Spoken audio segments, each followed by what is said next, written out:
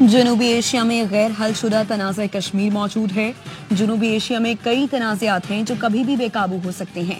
Crisis management کے لیے strategic understanding بڑھانی چاہیے۔ عدم اعتماد کی فضا میں کوئی میکانزم کام نہیں کرتا۔ Chairman joint chiefs of staff committee general Sahir Shamshad Mirza کا شنگریلا ڈائیلاگ سے خطاب۔ کہا ایشیا پیسفک 21ویں صدی کا جیو پولیٹیکل کاکپٹ بن چکا ہے۔ نظریاتی یا علاقائی اختلافات کو دبانے سے انہیں حل نہیں کیا جا سکتا۔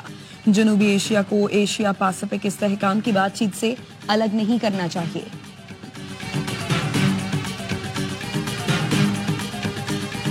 چار بھائی ہیں، روکھی سوکھی مل کر کھائیں گے۔ بلوچستان کے بھائیوں کو گلہ ہے تو بیٹھ کر بات کریں، بتائیں وہ کیا نقائص ہیں جو آپ کے مشورے سے ہم ٹھیک کر سکتے ہیں۔ وزیر اعظم شہباز شریف کا کوئٹہ میں گرینڈ جرگے سے خطاب۔ کہا دہشت گرد خون کے پیاسے اور اغیار کے ایجنٹ ہیں۔ دہشت گردوں کا راستہ آپ کو روکنا ہے۔ ترقی اور بدامنی اکٹھے نہیں چل سکتے۔ وفاقی ترقیاتی بجٹ کا 25% بلوچستان کو دیں گے جو اس کا حق ہے، احسان نہیں۔ جرگے میں فیلڈ مارشل سید عاصم منیر بھی شریک تھے۔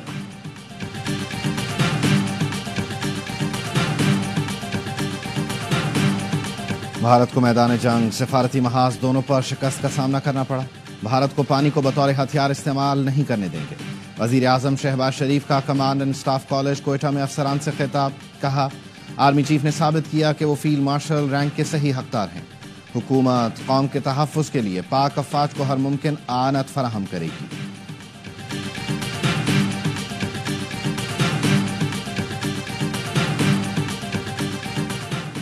بھارتی چیف آف ڈیفنس اسٹاف نے پاکستان ایئر فورس کے ہاتھوں بھارتی طیاروں کی تباہی کا اعتراف کر لیا۔ جنرل انیل چوہان نے بلومبرگ کو انٹرویو میں کہا پاکستان کے ساتھ جھڑپوں میں لڑا کر طیارے کھوئے ہیں۔ انہوں نے حکمت عملی میں ناکامی کا بھی اعتراف کیا۔ بھارتی چیف آف اسٹاف کا کہنا تھا طیاروں کا گرنا اہم نہیں بلکہ طیارے کیوں گرے یہ اہم ہے۔ بلاول بھٹو زرداری نیو یارک پہنچ گئے۔ بلاول بھٹو کی قیادت میں پاکستانی وفد امریکہ میں اہم ملاقاتیں کرے گا۔ پارلیمانی وفد کے دورہ امریکہ کا مقصد دنیا کو بھارتی جارحیت سے آگاہ کرنا ہے۔ پاکستانی پارلیمانی وفد اقوام متحدہ کے سیکرٹری جنرل سمیت ارکان کانگریس اور ٹرمپ انتظامیہ کے اہم ارکان سے بھی ملاقات کرے گا۔ شہری رحمان سمیت وفد کے دیگر اراکین آج نیو یارک پہنچیں گے۔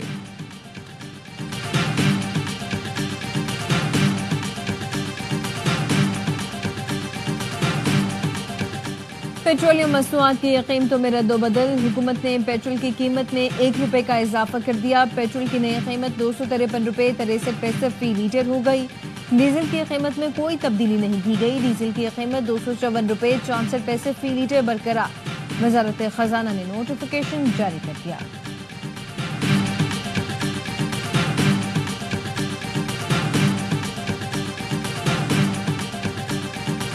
ارشد نے نیزے کو میزائل بنایا، لکیر کے پار پہنچایا۔ اولمپکس کے بعد ایشین چیمپئن بھی بن گئے۔ جیولن ہیرو نے ایشین ایتھلیٹکس چیمپئن شپ میں گولڈ میڈل جیت لیا۔ جنوبی کوریا میں فائنل مقابلے میں 86.40 میٹر کی تھرو کر کے سب کو پیچھے چھوڑ دیا۔ بھارت نے دوسری، جاپان نے تیسری پوزیشن حاصل کی۔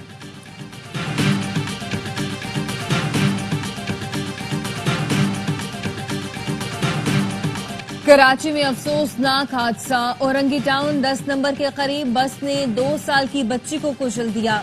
بچی گھر سے باہر کھیلنے نکلی۔ 2 سال کی ایمان بس کے نیچے آ گئی۔ بس ڈرائیور فرار۔ حیدرآباد ہٹری بائی پاس کے قریب مسافر کوچ کی رکشے کو ٹکر۔ 2 خواتین سمیت 3 افراد جاں بحق، 7 زخمی۔ مشتعل افراد کے مسافر کوچ میں توڑ پھوڑ۔ سادہ لباس میں پہنچنے والے تھانے دار پر بھی تشدد کیا۔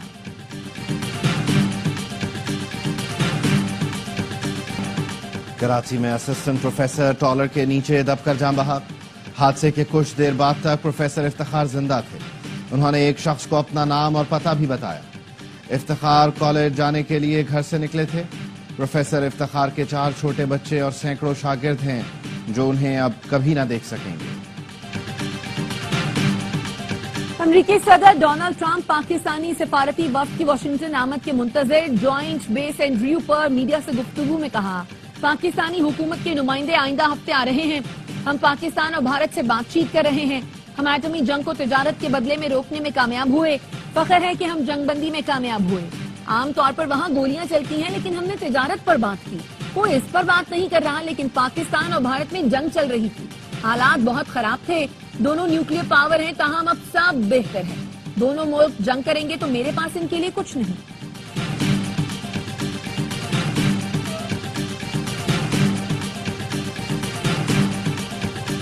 پی ٹی آئی کے ایم این اے اور ورکرز کا پرتشدد احتجاج دہشت گردی قرار. اسلام آباد کی انسداد دہشت گردی عدالت نے 9 مئی مقدمے میں تھانے پر حملہ اور جلاؤ گھیراؤ کیس کا تفصیلی فیصلہ جاری کر دیا.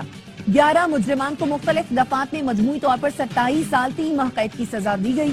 دہشت گردی ایکٹ ثابت ہونے پر 780A کے تحت بھی 10 سال قید کی سزا. تمام سزائیں اکٹھی ہیں, اس لیے مجرمان کو 10 سال قید ہوگی. عدالت نے کہا مجرمان سیاسی جماعت کے ممبر ہیں جو بانی پی ٹی آئی کی گرفتاری پر احتجاج کر رہے تھے. انہوں نے تھانے پر حملہ, پولیس پر فائرنگ کی, موٹر سائیکلیں جلائیں. مجرمان حکومت کو عدم استحکام کا شکار کر کے اپنا مقصد حاصل کرنا چاہتے تھے. وقوع اسلام آباد میں ہوا, جس کو محفوظ ترین شہر کہا جاتا ہے.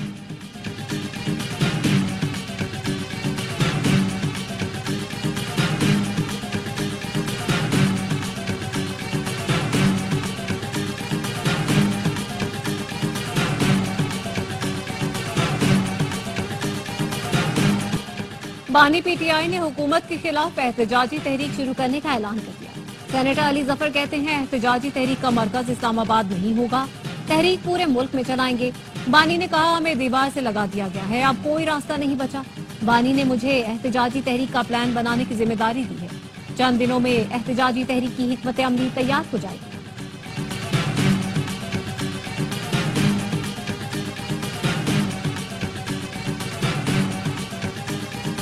بلوچ پشتون معاشرے میں مسافروں, خواتین اور بچوں کا احترام کیا جاتا ہے. یہ دہشت گرد روایات کو روند کر بلوچستان کا نام دیتے ہیں. وزیر اعلیٰ بلوچستان کا جرگے سے خطاب, کہا دہشت گردوں کا بلوچستان اور بلوچ قوم سے کوئی تعلق نہیں. بڑی کم تعداد میں دہشت گردوں کا ٹولہ بلوچستان میں بدامنی پھیلا رہا ہے. بھارت کو شکست پر بلوچستان بھر میں جشن منایا گیا. فیلڈ مارشل کہہ چکے بلوچستان ہمارے ماتھے کا جھومر ہے. فوج کو وسائل دینا وقت کی اہم ضرورت ہے. 10 مئی کے بعد ہم طاقتور قوم بن کر ابھرے, دشمنوں پر آج بھی لرزہ طاری ہے. وفاقی وزیر احسن اقبال کہتے ہیں معاشی حالات بہتری کی طرف جا رہے ہیں. معیشت کی بہتری ٹیکس نظام سے جڑی ہے, ٹیکس چوری کو روکنا ہوگا.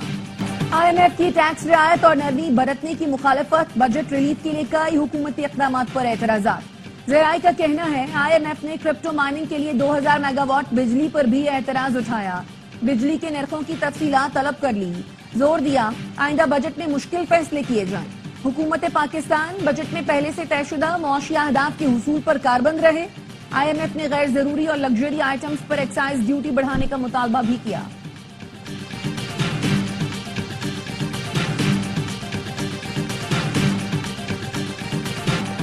قائد آباد میں کی الیکٹرک کے خلاف مظاہرہ, جماعت اسلامی کے مظاہرے میں بجلی کی طویل بندش کے خلاف نعرے.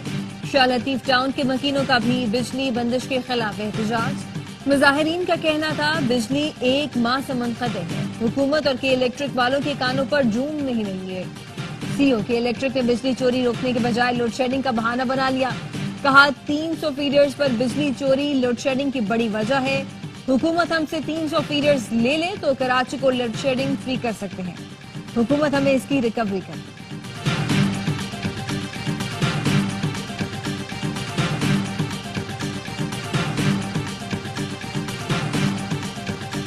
فتنہ ہندوستان کے بلوچستان میں دہشت گرد حملے, بھارت کے ملوث ہونے کے مزید شواہد سامنے آ گئے. مارکہ حق میں ناکامی کی ہزیمت چھپانے کے لیے بھارت نے اپنی پراکسیز کا استعمال دوبارہ شروع کر دیا. فتنہ ہندوستان معصوم بلوچ بچوں اور خواتین کو نشانہ بنانے لگی. بھارت منظم منصوبے کے ساتھ اسپانسر دہشت گردوں سے بلوچستان میں حملے کرا رہا ہے. مزدوروں کا قتل, جعفر ایکسپریس, اے پی ایس بس, خزدار اور سوراب حملہ اسی کی کڑی ہے. فتنہ ہندوستان کے حملے کے بعد بھارتی میڈیا پر وارفیئر چلنا شروع ہو جاتی ہے. فتنہ ہندوستان کے بلوچستان میں ہر حملے کے بعد بھارتی میڈیا اسے خوب اچھالتا ہے. بھارتی خفیہ ایجنسی راس سے منسلک سوشل میڈیا اکاؤنٹس متحرک نظر آتے ہیں. تمام شواہد فتنہ ہندوستان کے ہر حملے کی منظم بھارتی منصوبہ بندی کی نشاندہی کرتے ہیں.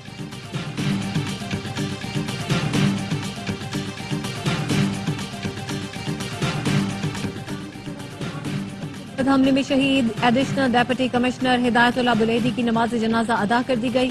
لوگوں کی بڑی تعداد نے شرکت کی. پولیس اور لیویز کے چاق چوبند دستے نے سلامی دی.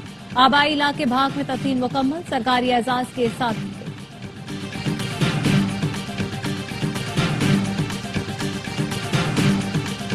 نریندر مودی کا آپریشن سندور مذاق بن کر رہ گیا. بھارتی وزیر اعظم نے پہلگام حملے میں ہلاک افراد کے لواحقین سے ملنے کے بجائے گھر گھر سندور بیچ کر اپنا ہی مذاق بنوا لیا. بھارتی خواتین نے مودی کو آڑے ہاتھوں لے لیا. کہا شوہر زندہ ہے، مودی سندور دینے والا کون ہوتا ہے؟ ہندو مذہب میں خاتون صرف اپنے شوہر کا دیا ہوا سندور لگاتی ہے، کسی غیر مرد کا نہیں.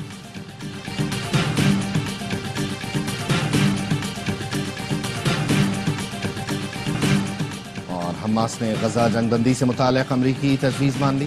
حماس کا کہنا ہے مجوزہ معاہدہ مستقل جنگ بندی کے لیے ہے. حماس نے مطالبہ کیا غزہ سے اسرائیلی فوج کا مکمل انخلا اور امداد کی فوری فراہمی ہونی چاہیے. معاہدے کے تحت 10 اسرائیلی قیدی زندہ اور 18 لاشیں واپس کی جائیں گی. اسرائیل کی جانب سے فلسطینی قیدیوں کو رہا کیا جائے گا. مجوزہ جنگ بندی 60 روز کی ہوگی. اضحیٰ کے لیے قربانی کے جانوروں کی خریداری. کراچی کے شہری سستے جانور کی تلاش میں ٹھٹھا کی مویشی منڈی پہنچ گئے. مویشی منڈیوں کی رونق عروج پر چارہ بیچنے والوں کا کاروبار بھی چمک اٹھا.